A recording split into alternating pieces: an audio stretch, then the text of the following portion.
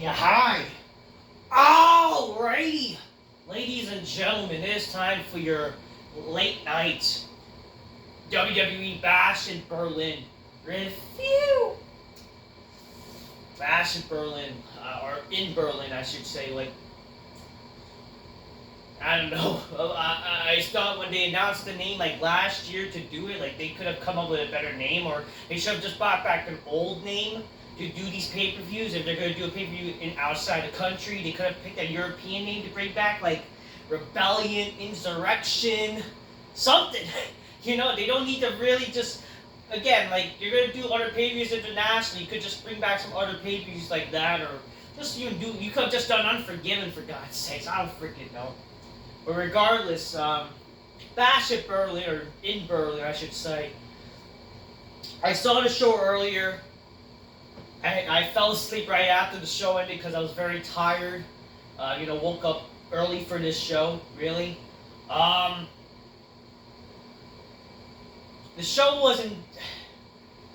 I don't know. I thought the show was kind of mid, to be honest with you. I really do. I don't think the show was as good as people making out to be, especially because a lot of these smarks, they like to pretend these shows are good because, get it? The crowd is good, all this shit, even though the crowd is fucking annoying. Let's be honest with ourselves. The crowd is fucking annoying. Like, again, chanting for weird shit. Like, how is this crowd so fucking great? Give me a fucking break. The show wasn't that good. Give me a break. I'll be honest with you, like, man, the two world title matches, very boring. I'll be honest, very boring. Okay, and I like Gunther, but that main event was honestly very slow and very boring. I'm not a fan of that. I'm sorry. And that match reminds you how much no wonder when I was younger, aside from like the early days of Randy Orton, no wonder I thought when he became the slow, methodical, like 2010s Randy Orton, no wonder I did not really became a fan of Orton around that time. Because Randy Orton during that time was very boring. Just being a slow, methodical, wrestling it's boring. I'm sorry, it's boring. Like, come on here. And people like to say, oh, that's storytelling. No, that's fake storytelling. Okay? Look at matches like back in the 80s and even the Attitude Era. First of all, in the 80s, they didn't need to do long matches. Okay? And when they were selling, they actually told a story, and it was not freaking so fucking slow. You didn't see fucking Hogan have to be so slow, and the match was like 30 fucking minutes, for fuck's sakes. Okay, give me a fucking break. But obviously in the Attitude Era, it was more fast-paced, and that was actually more fun. Seeing guys like Austin versus The Rock, more fast-paced and actually selling, like, that's good. Like, what am I fucking watching? Why am I seeing Randy Orton being so slow and methodical, and it's like that's so fucking boring. I'm sorry. And him versus Gunther. No wonder people complain about Gunther because of matches like this, for fuck's sakes. Okay, seriously. I expected better with this match. I thought the fucking match they had at King of the Ring was a bit better than this, because this match was so slow. But apparently that's storytelling. That's not storytelling. That's fucking being boring.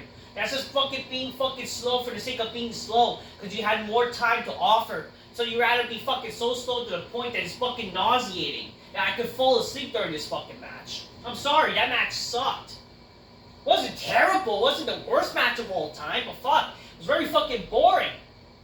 Very slow. Like, god damn, certain moments of the match, fine, like, oh, Orton targeting the fucking, arm and blah, blah, blah, they're all great. Rest hold and all this stupid shit. Oh, there was a table spot. Great, they fucking wasted that, like, in a match where it was so boring. I'm sorry, it was so slow, I did not give a fuck. I'm sorry. Well, I'm not sorry, it's the truth. Regardless, so anyways, the first match, Cody Rhodes defeated Kevin Owens. Like, who didn't see this coming? Okay? Who did not see that coming? This match was very boring. Okay? I'm sorry. No, not sorry at all. Okay? I'm not. I'm really not. People every time this match was good because, get it? Oh, some flips. Again, this is the problem with modern wrestling. People are conditioned to think a match is good if there's false finishes and fucking high-risk moves and shit. This match was very boring. Fucking bunch of boring wrestles. Okay? Oh, some dangerous moves. I don't give a fuck. And the story of this match was Cody having an injured leg, supposedly. And then, Kevin Owens was so reluctant, he lost his edge and blah, blah, blah. He was gonna attack, he targeted after, Cody, oh, he's fine. Oh, wow, what did he fucking do?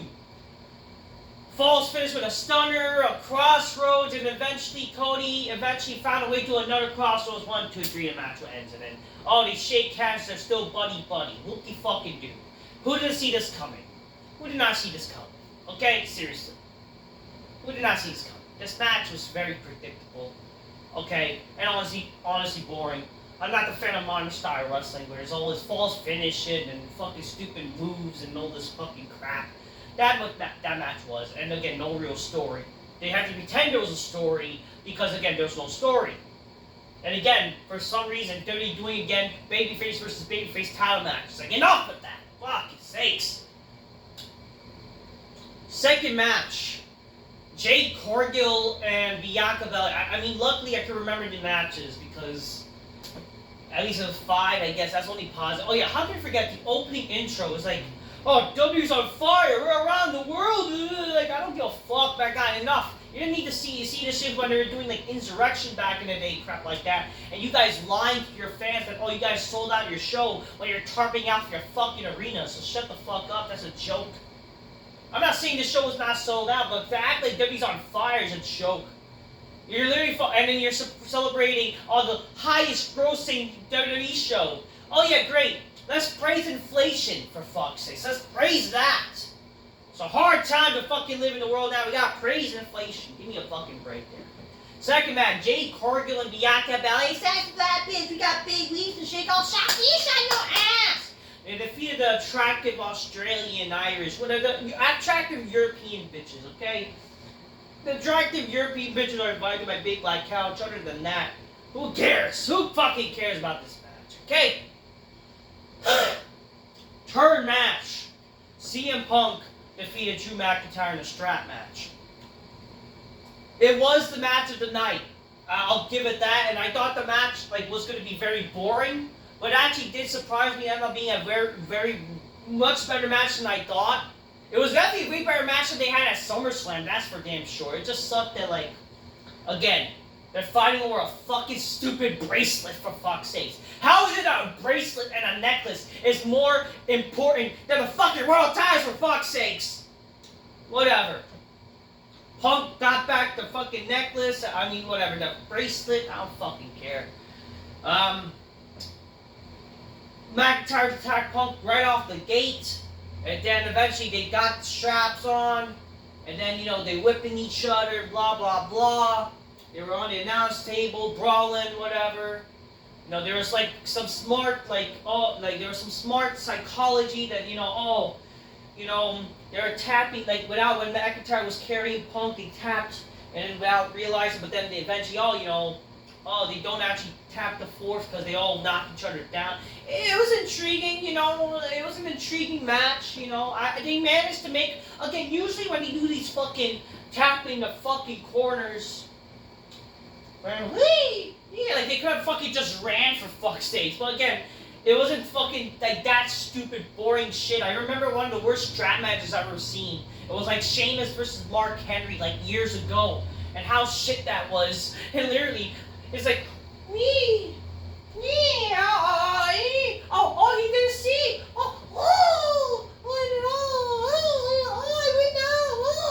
It's so corny as fuck.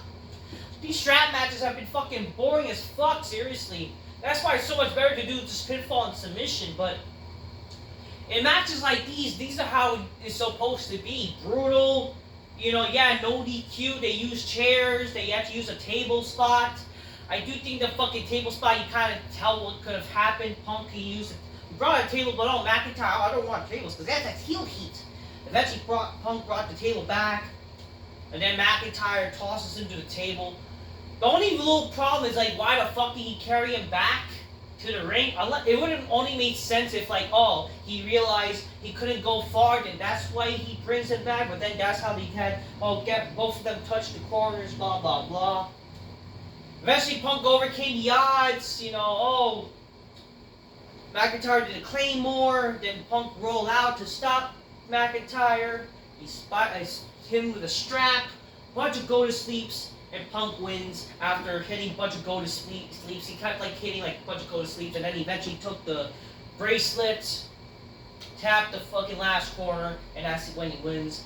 Punk was leading in the match, so there was a little bit of color, so I appreciate that in wrestling now, where if something I can say that's a positive in the current fucking Triple H regime or whatever, at least they're more endorsing with blood. I would give credit to that, because blood helps a little bit of realism.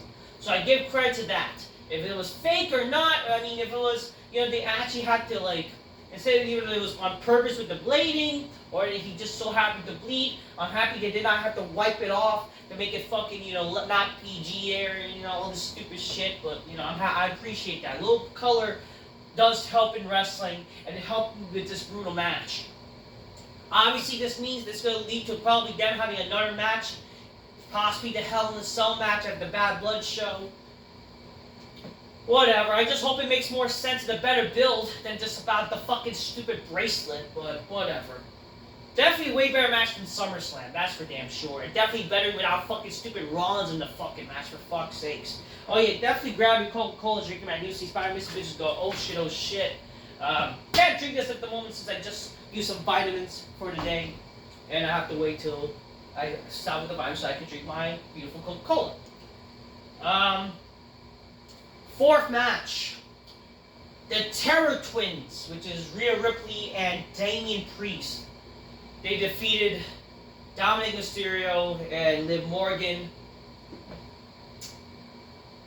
The only thing that was intriguing of the match was the ending, where like Rhea Ripley she does her finisher and they had their coochies together, motherfuckers. I ain't complaining as a man. I ain't complaining.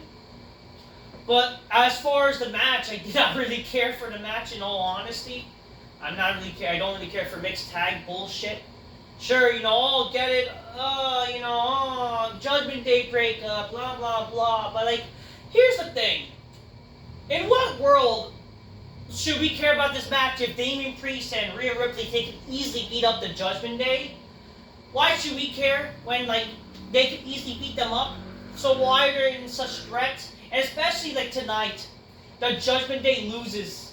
I mean, okay, I'm not saying tonight, well, early in the show, early today in America. Well, night there in Berlin. Why should we be really that worried of the Judgment Day? Especially this new Judgment Day when they can easily be beaten by two people. You know what I mean, folks? Like, give me a fucking break.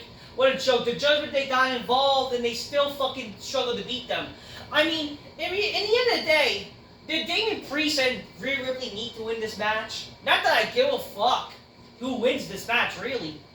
Like, in the end of the day, who really needed it more?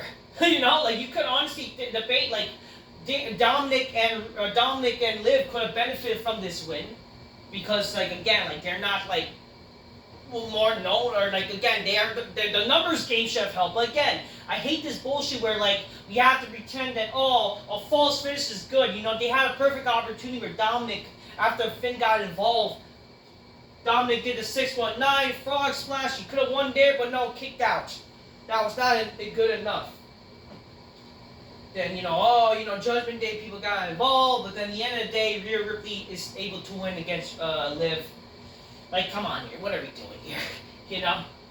I know this is probably going to lead to get it. Rhea's going to get another title shot, and blah, blah, blah, and I don't fucking know what they're doing with Damian, whatever. I just think it is what it is. Do what the fuck y'all want to do, At the end of the day, I just don't think this is really a sensical thing to do. And come on, a match like this on the pay-per-view, like, I mean, whatever. I don't care. I don't know. I don't care, really. Not really that intriguing of the match, in my honest opinion. The main event, Gunther defeated Randy Orton by submission, or whatever, knockout. So, like, basically, Orton passed out when, similar to, like, fucking Gunther, making Damian Priest lose, in the last pay-per-view. So he made Orton passed out just like Priest last month, or earlier this month, whatever. So he won with the sleeper hold. The match was very boring. I'm sorry. This match was very boring, very slow. People are pretend this match was good, and you're not a good wrestling fan. You don't like this match. It's just, how dare you don't respect the psychology? What's psychology? Aside from doing boring wrestles and doing boring, shitty, targeting the same fucking body part. Like, sure, that's a little bit of psychology there, but at the same time, it's not like he was focusing the entire match with that. Okay? The match was very slow and very boring. And then fucking Orton moving at such a slow pace. Come on here. Come on. Oh, but he's old. Okay, so what if he's old? I mean, like, I don't know. I don't fucking know. Like, I don't know. This match was very slow. There was some false finish getting out of nowhere. Kick out of 2. Powerbomb. Kick out of 2. Oh, table spot. Back suplex with the steel steps, even though this was not a no DQ match. Why the fuck was Orton about to use the steel steps? Whatever. Eventually, you know, back body drop. But then Orton got distracted or something. I don't fucking know. I don't know, like Orton could have won in the end, but then like eventually sleeper hold, and then Orton was about to do an RKO, then a big slap in the back, and a bunch of sleeper holds, and then eventually Orton passed out. Whoop-de-fucking do. Gunther wins. After the match, for some reason, Gunther offered a handshake to Orton. They shake hands, and that's how they end the show. Then they eventually end the show with like Gunther speaking in Austrian or something, or German, whatever. But like, isn't Gunther a heel? Like, didn't Gunther fucking insult Orton? And I thought this rivalry was very personal, right? This rivalry was very personal. Yet so much for that. They shake hands in the end after Gunther like insult the guy's family. And then we're supposedly this rivalry is very personal, even though there was no real hatred or heat in this fucking story. They had to pretend there was a fucking heated rivalry with this shit. Give me a fucking break.